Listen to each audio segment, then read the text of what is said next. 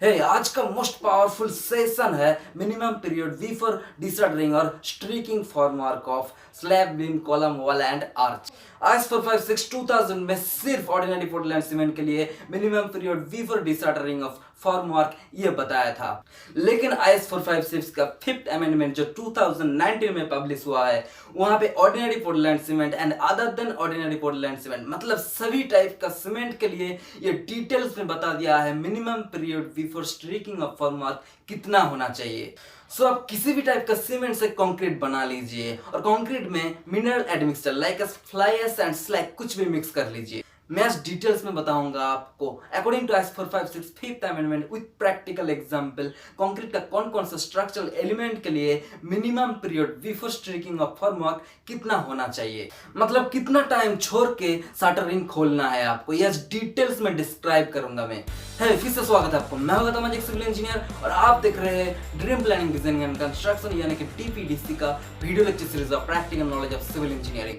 अगर आपको foundation check करना है before casting, during casting and end of the casting, तो ये 2 सेशन आपके लिए है। सो कंक्रीट का कौन कौन सा स्ट्रक्चरल एलिमेंट के लिए minimum period before striking of formwork that means before disordering of formwork कितना होना चाहिए, ये IS 456 ने एक डिटेल्स गाइडलाइन प्रोवाइड किया है। Number 1, according to IS 456 clause 11.3 forms shall not be released until the concrete has achieved a strength of at least twice the stress to which the concrete may be subjected at the time of removal of formwork। इसका मतलब है shuttering खोलने के समय जो stress concrete structure में apply होगा इस अप्लाइड स्ट्रेस से 2 गुना स्ट्रेस जब तक कंक्रीट स्ट्रक्चर में अचीव नहीं होता तब तक आपको फॉर्मवर्क नहीं खोलना है। एंड नंबर 2 है strength referred to shall be that of concrete using the same cement and aggregate and admixture if any and with the same proportion and cured under the condition of temperature and moisture similar to those existing on the work। इसका मतलब है आपको पता कैसे चलेगा concrete structure का strength कितना achieve हुआ है, ये जानने के लिए ड्यूरिंग कंक्रीटिंग आपको क्यूब कस्ट करना है, मतलब जिस कंक्रीट से कस्टिंग चल रहा है उसी कंक्रीट से आपको क्यूब भरना होगा। And surrounded temperature and curing जैसा स्ट्रक्चरल एलिमेंट का होगा वैसे ही क्यूब को भी मेंटेन करना है। एंड देन इस क्यूब को एक पर्टिकुलर टाइम स्पैन छोड़ के टेस्ट करके देखना होगा कि कितना स्ट्रेंथ अचीव हुआ है। जब ये क्यूब का स्ट्रेंथ अप्लाइड स्ट्रेस से 2 गुना हो जाएगा तब आपको फॉर्मवर्क रिमूव करना है। According to IS 456 amendment 5 clause 11.3 सिर्फ एक ही कंडीशन है स्ट्रक्चर का सराउंडेड टेम्परेचर मतलब एम्बिएंट टेम्परेचर 15 डिग्री से कम नहीं होना चाहिए, बस एक ही कंडीशन है। ये अकॉर्डिंग टू अमेंडमेंट 5 है, मतलब अगर ये कंडीशन आपका स्ट्रक्चर के साथ मैच करता है तो IS 456 ने एक बहुत ही हेल्पफुल गाइडलाइन प्रोवाइड किया है आपके लिए, और अगर मैच नहीं करता है तो भी इस गाइडलाइन के ऊपर बेस करके आप ये मिनिमम पीरियड कैलकुलेट कर सकते हैं, ये मैं आगे बताऊंगा। Number 1, vertical formwork to column wall and beam. So यहाँ पे टाइप ऑफ फॉर्मवर्क वर्टिकल है, मतलब जो फॉर्मवर्क कंक्रीट स्ट्रक्चर के साथ वर्टिकली अटैच्ड होता है, जैसे कि कॉलम का चारों साइड में वर्टिकल फॉर्मवर्क अटैच्ड होता है एंड बीम का लेंथ वाइज दोनों साइड में वर्टिकल फॉर्मवर्क अटैच्ड होता है एंड वॉल का भी दोनों साइड में वर्टिकल फॉर्मवर्क अटैच्ड होता है। For concrete made using OPC ये वर्टिकल फॉर्मवर्क के लिए minimum period before striking of formwork है 16 to 24 hour. And for concrete made using other than OPC and use mineral admixture like as fly ash and slag ये minimum period before striking of formwork है 16 to 24 hour. मतलब vertical formwork के लिए जो concrete OPC से बन रहा है मतलब ऑर्डिनरी पोर्टलैंड सीमेंट से बन रहा है उसके लिए ये minimum period before striking of formwork है 16 to 24 hour. And other than OPC से जो कंक्रीट बन रहा है उसके लिए भी मिनिमम पीरियड है 16 to 24 आवर। Number 2 है soffit formwork to slabs and props to be refixed immediately after removal of formwork। soffit formwork to slab इसका मतलब है स्लैब का बॉटम में जो फॉर्मवर्क लगा रहता है ये मिनिमम पीरियड कितना है before striking of this formwork. Slab का soffit मतलब स्लैब का बॉटम फेस है। सो स्लैब का बॉटम में जो फॉर्मवर्क प्रोवाइड करता है उसको soffit formwork to slab कहते हैं। props to be refixed immediately after removal of formwork इसका मतलब क्या है, इसका मतलब है शटरिंग खोलने से पहले props फिक्स्ड रहता है, बट शटरिंग खोलने के समय ये प्रॉप्स भी खोलना पड़ता है। बट प्रॉप्स हटा के एक शटरिंग बोर्ड खोल के इमीडिएटली उस प्रॉप्स को लगा देना है।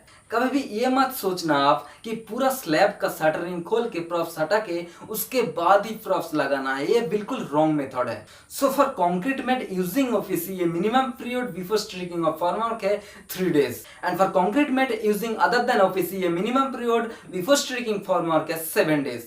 सो ये हो गया स्लैब। नेक्स्ट है soffit formworks to beam props to be refixed immediately after removal of formwork. Soffit formworks to beam, इसका मतलब क्या है? इसका मतलब है बीम का बॉटम फेस में जो शटरिंग लगा रहता है उसको minimum period before striking of formwork ये कितना है। यहाँ पे भी बीम का सॉफिट मतलब बीम का बॉटम फेस। सो बीम का बॉटम में जो फॉर्मवर्क प्रोवाइड किया जाता है उसको सॉफिट फॉर्मवर्क्स टू बीम कहते हैं। And props to be refixed immediately after removal of formwork, इसका मतलब है शटरिंग खोलने से पहले प्रॉप्स लगा रहता है बीम के बॉटम फॉर्मवर्क के साथ, बट शटरिंग खोलने के समय ये प्रॉप्स भी हटाना पड़ता है। आपको हमेशा ध्यान रखना चाहिए एक शटरिंग बोर्ड खोल के प्रॉप्स को इमीडिएटली रिप्लेस करना है। So for concrete using OPC minimum period before striking of formwork है 7 days and for concrete using other than OPC minimum period before striking of formwork है 10 days। सो shuttering खोल के props तो refixed कर दिया था, बट प्रॉप्स को कब खोलना है? नंबर 4 है props to slab spanning up to 4.5 metre, मतलब जब स्लैब का मैक्सिमम स्पैन 4.5 मीटर है और विद इन दिस है तो इस केस में for concrete using OPC minimum period before striking of formwork है 7 days and for concrete other than OPC minimum period before striking of formwork है 10 days। Next है spanning over 4.5 metre, इसका मतलब है जब स्लैब का स्पैन 4.5 मीटर से ज्यादा है, इस केस में आपको for concrete made using OPC minimum period before striking of formwork है 14 days and for concrete made using other than OPC minimum period before striking of formwork है 14 days।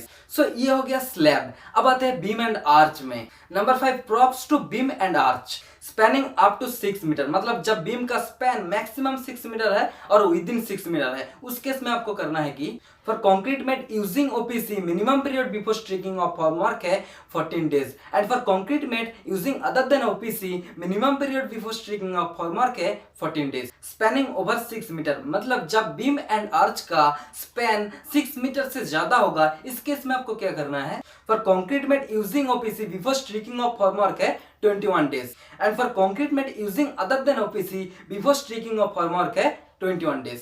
सो दोनों केस में ही 21 days है। और अमेंडमेंट 5 में और एक मोस्ट इंपॉर्टेंट मैटर क्यूब के स्ट्रेंथ के ऊपर प्रोवाइड किया है। 3 days में कंक्रीट का strength achievement minimum 45% of specified strength होना चाहिए। मतलब आईएस कोड ने जो शटरिंग आफ्टर 3 days रिमूव करने के लिए बताया है, वहां पे minimum strength 45% of specified strength achieve होना चाहिए। अगर ये मिनिमम स्ट्रेंथ अचीव नहीं होता है स्ट्रक्चर में, तो आपको अलग से क्यूब टेस्ट करके देखना होगा। जब आपका कंक्रीट का स्ट्रक्चर ये मिनिमम स्ट्रेंथ अचीव कर पाएगा, तभी आपको शटरिंग खोलना है। एंड नेक्स्ट है 7 days में कंक्रीट का स्ट्रक्चर का strength achievement minimum 60% of specified strength होना चाहिए। मतलब आईएस कोड ने जो शटरिंग आफ्टर 7 days खोलने के लिए बताया है, वहां पे मिनिमम स्ट्रेंथ अचीव करना है। मतलब 60% स्ट्रेंथ अगर स्ट्रक्चर अचीव नहीं करता है तो आपको शटरिंग नहीं खोलना है। तो इस केस में आपको अलग से क्यूब टेस्ट करना होगा और देखना होगा कि जब ये मिनिमम स्ट्रेंथ अचीव कर पाएगा तभी आपको शटरिंग खोलना है। एंड नेक्स्ट है 14 days में कंक्रीट का minimum strength achievement 85% of specified strength होना चाहिए। मतलब आईएस कोड ने जो फॉर्मवर्क आफ्टर 14 days रिमूव करने के लिए बताया है, वहां पे minimum strength 85% of specified strength होना चाहिए। और अगर ये मिनिमम स्ट्रेंथ अचीव नहीं होता है तो आपको क्यूब टेस्ट करके देखना है। जब ये मिनिमम स्ट्रेंथ स्ट्रक्चर में अचीव हो पाएगा तभी आपको फॉर्मवर्क खोलना है। आईएस कोड ने और भी एक इंपॉर्टेंट इंफॉर्मेशन प्रोवाइड किया है। Temperature lower than 15 degree C stripping time में भी सुइटेबली मॉडिफाइड। सो ये मॉडिफाई कैसे करना है ये मैंने ऑलरेडी बता दिया है। जैसे कि क्यूब टेस्ट करके आपको देखना है, अगर मिनिमम स्ट्रेंथ अचीव हुआ है तो आपको शटरिंग खोलना है, और अगर मिनिमम स्ट्रेंथ अचीव नहीं होता है तो आपको क्यूब टेस्ट करके देखना होगा। जब अचीव करेगा ये मिनिमम स्ट्रेंथ तभी आपको शटरिंग खोलना है। सो आज का सेशन यहाँ पे खत्म करता हूँ। नेक्स्ट सेशन का पावरफुल टॉपिक है अरेंजमेंट ऑफ टाइवर्स इन कॉलम। मतलब कॉलम में जो ट्रांसवर्स रेनफोर्समेंट होता है उसको कैसे अरेंज करते हैं, मतलब जो रिंग होता है कॉलम में उसको कैसे अरेंज करते हैं, उसका स्पेसिंग कहाँ पे कितना होना चाहिए, ये डिटेल्स में डिस्क्राइब करूंगा नेक्स्ट सेशन में। ऐसे powerful topic with explanation from IIS code with practical example आपको कहीं नहीं मिलेगा। अगर अभी तक सब्सक्राइब नहीं किए तो जल्दी सब्सक्राइब कर लीजिए और साथ में बेल आइकन भी दबा लीजिएगा, नहीं तो ऐसे पावरफुल टॉपिक आपसे छूट जाएगा। और अभी तक ये सेशन आप देख रहे हैं, इसका मतलब आपको ये सेशन अच्छा लगा, तो एक रिक्वेस्ट है आपसे, इस वीडियो को शेयर कीजिए, इतना शेयर कीजिए कि पूरा विश्व का हर एक सिविल इंजीनियर के पास इजीली ये वीडियो पहुंच जाए। और मेरे चैनल को सब्सक्राइब करके बेल आइकन को दबाने के लिए और मेरे चैनल में आके वीडियोस को ध्यानपूर्वक अंत तक देखने के लिए और वीडियोस देख के हर बार की तरह लाइक बटन में प्रेस करने के लिए सच्चे दिल से आपका बहुत बहुत धन्यवाद।